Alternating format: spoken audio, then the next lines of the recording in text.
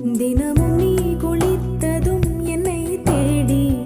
என் சேலை நுனியால் உந்தன் தலை துடைப்பாயே அது கவிதை திருட